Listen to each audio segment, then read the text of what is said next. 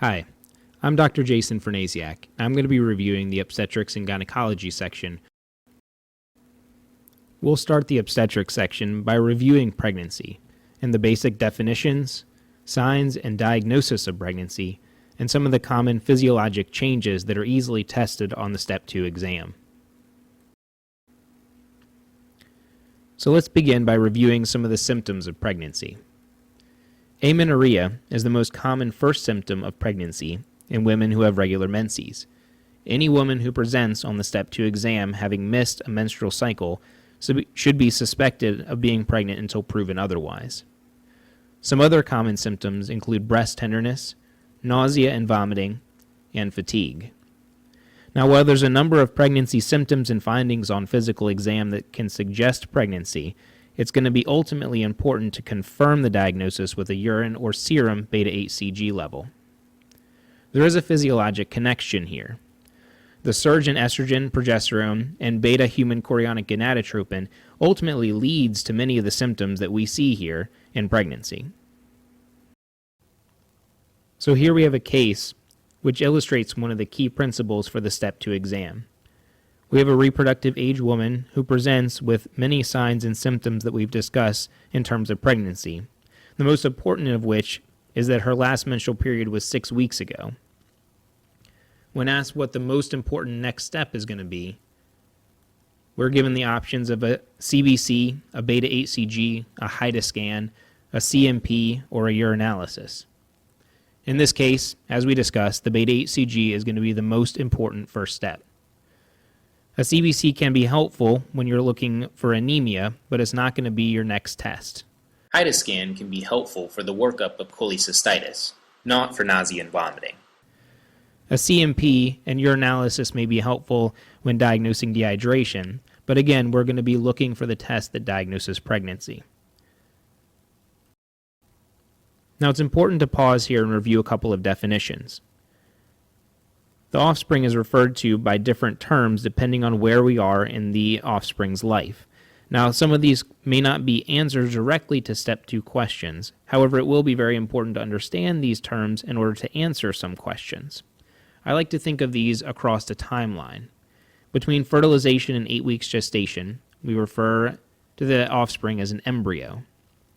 Between 8 weeks gestation and birth, as a fetus.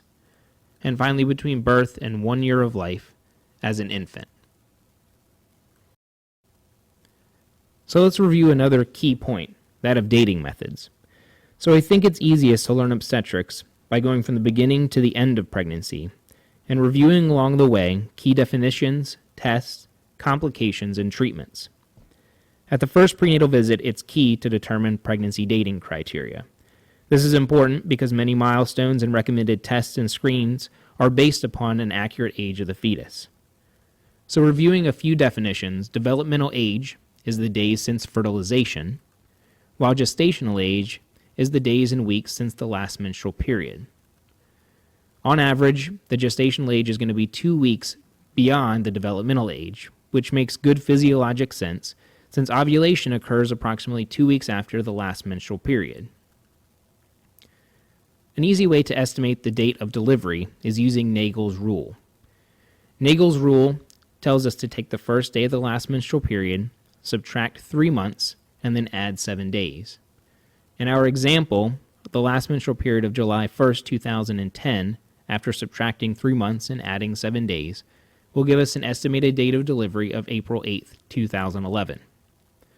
A final key point for Step 2 exam is that in the absence of a sure last menstrual period, an obstetrical ultrasound in the first trimester is going to be the most accurate and reliable way to establish gestational age. So let's break down pregnancy a bit further in order to help ourselves organize a bit better for the Step 2 exam.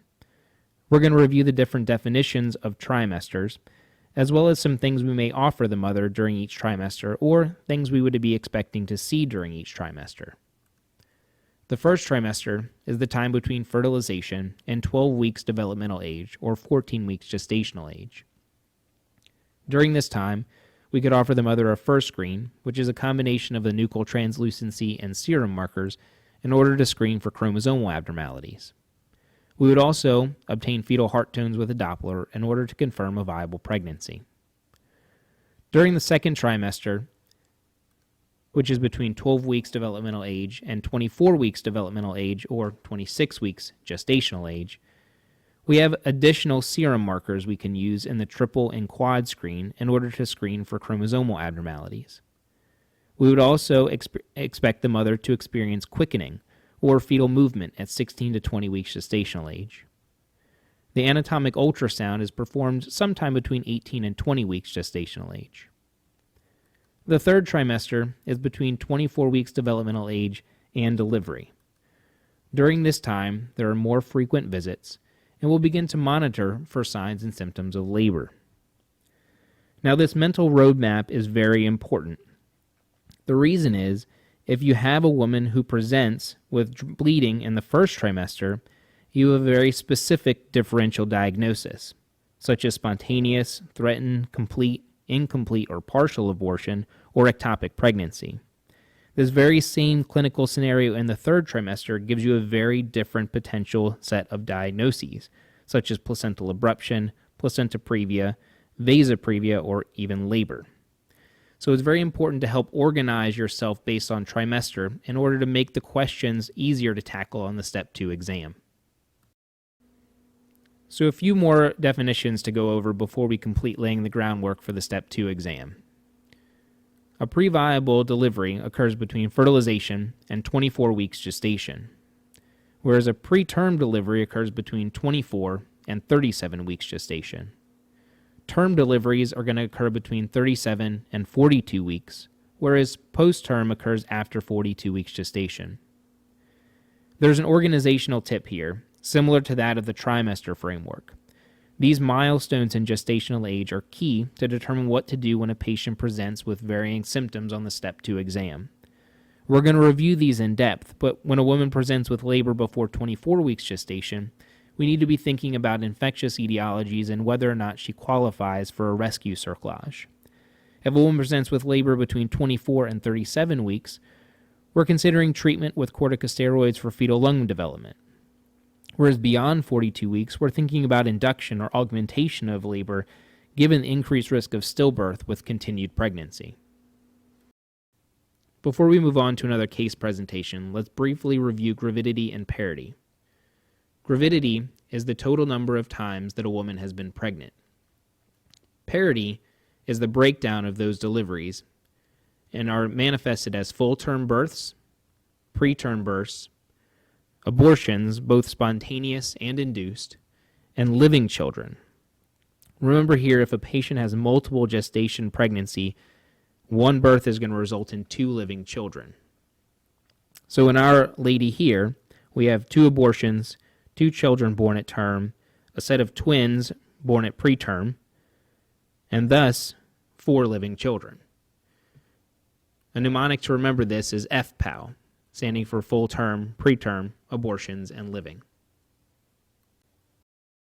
So in our next case presentation, we have a 20-year-old who presents believing that she's pregnant, and we're asked which of the following is the first sign of pregnancy. We're given the options of quickening, Goodell sign, Leyden sign, linea nigra, or cloasma.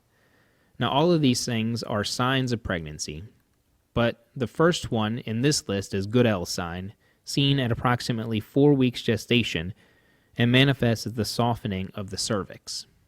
Quickening or movement of the baby is not felt until the second trimester. Leyden sign is not seen until about 6 weeks gestation. Linea nigra in the second trimester, and cloasma at about 16 weeks gestation. Now this is a first-order question, and we may not commonly see questions like this on the Step 2 exam, but it certainly introduces some very important and easily testable concepts in signs of pregnancy. Here we're going to review some of the signs of pregnancy. Now I always find it easier to remember things when there is some type of physiologic connection. So it's important to remember all of these eponyms are the result of some maternal physiologic changes. So the names are less important than understanding the physiologic basis of those changes. We're going to review the sign, physical finding, and approximate time from conception, and then we'll go ahead and review the physiologic basis. Goodell's sign, as we saw, was a softening of the cervix and occurs at about 4 weeks gestation. Leyden's sign is the softening of the uterine midline and occurs at about 6 weeks. Chadwick's sign is the blue discoloration of the vagina and cervix and occurs at about 6 to 8 weeks. Telangiectasias and palmar erythema are small blood vessels or reddening of the palms and occurs sometime during the first trimester.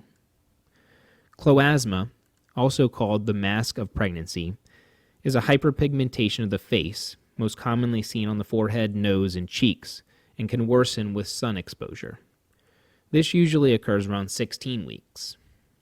Finally, the linea nigra is a line of hyperpigmentation that extends from the xiphoid down to the pubic symphysis in the midline. It typically will occur in the second trimester. Now, Goodell's sign, as well as Leyden's sign, are the result of vascularization, which results in hypertrophy and engorgement of the vessels below the growing uterus, and results in softening and changes in the coloration of the uterus and cervix. Some common reasons for some of these changes are the different hormone levels in pregnancy. For example, telangiectasias and palmar erythema, as well as stria gravidarum or stretch marks in pregnancy, are seen as a result of increased estrogen.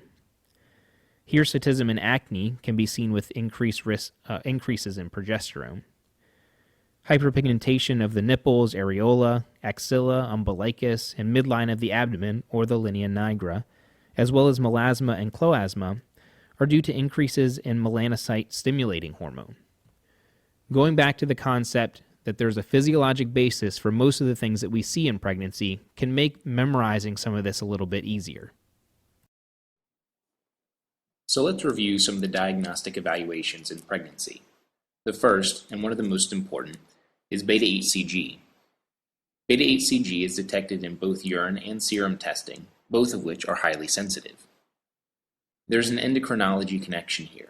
We must remember that HCG shares a common alpha subunit with the hormones from the anterior pituitary, such as luteinizing hormone, follicle-stimulating hormone, and thyroid-stimulating hormone.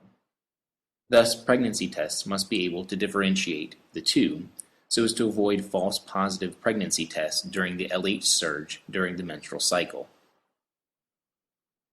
Let's discuss beta-HCG during pregnancy. The progenitor villus cytotrophoblast cell is the stem cell of the placenta. It proliferates through gestation, differentiating along two pathways to form either cytotrophoblasts or syncytiotrophoblasts.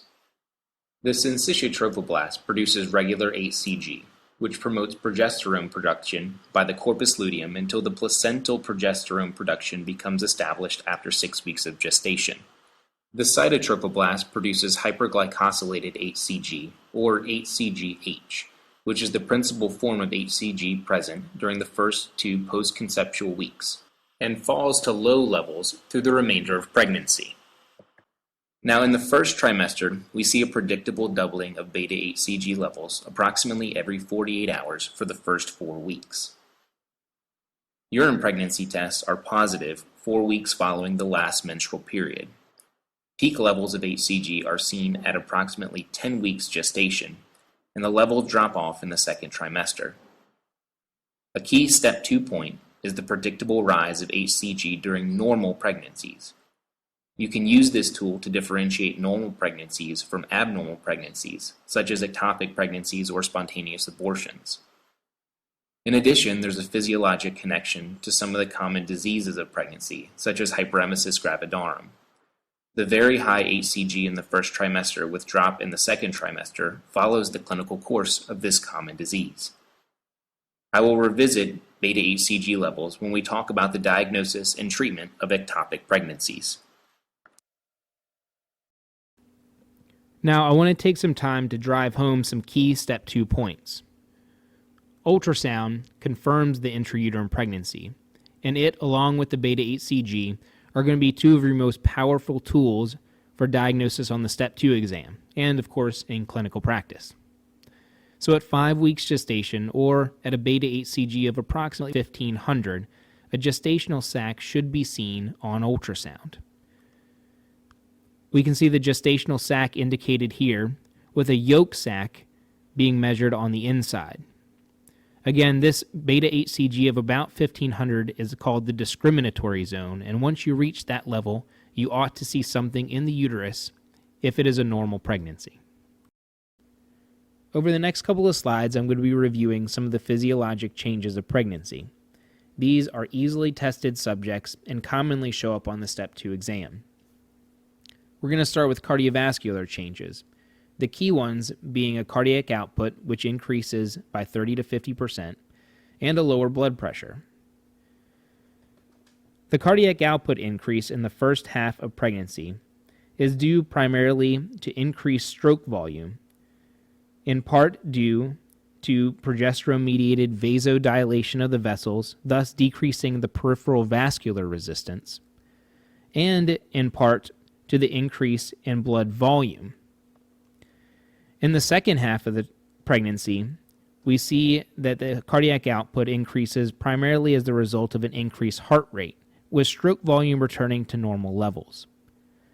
With lower blood pressures, this is due to the systemic vascular resistance dropping, due to the effects of progesterone, which causes smooth muscle relaxation, and vasodilatory substances such as prostaglandins, nitric oxide, and atrial natriuretic peptide.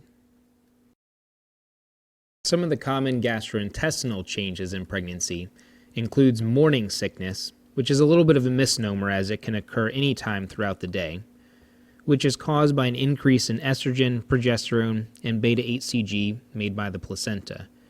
The nausea and vomiting typically begins sometime around 4 to 8 weeks gestation and will decrease by 14 to 16 weeks gestation as the beta-HCG levels and hormone levels return to more normal states. Gastroesophageal reflux is very common in pregnancy due to the lower esophageal sphincter tone and displacement of the stomach by the uterus.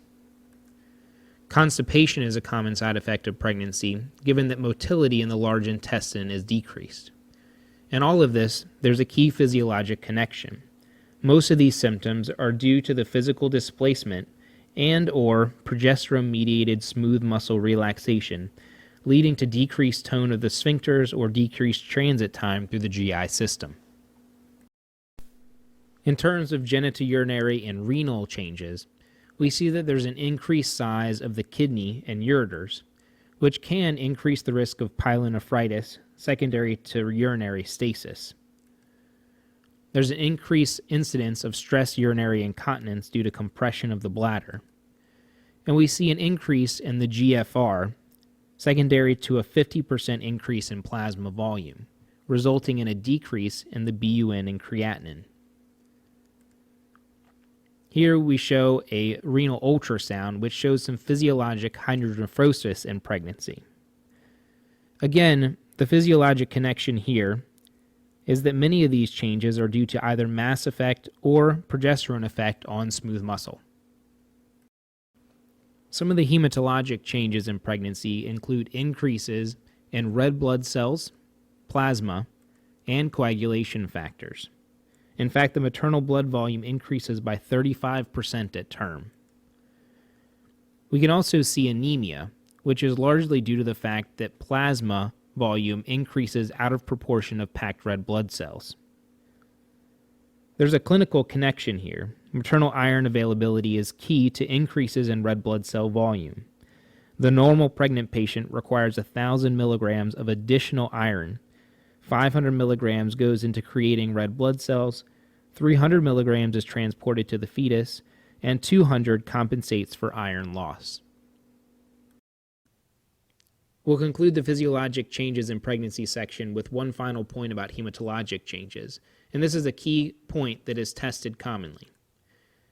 So pregnancy is a hypercoagulable state for several reasons. First, fibrinogen increases 50% along with fibrin split products. At the same time, we have a decrease in inhibitors of coagulation in protein C and S. We don't see any increase in PT, PTT, or INR.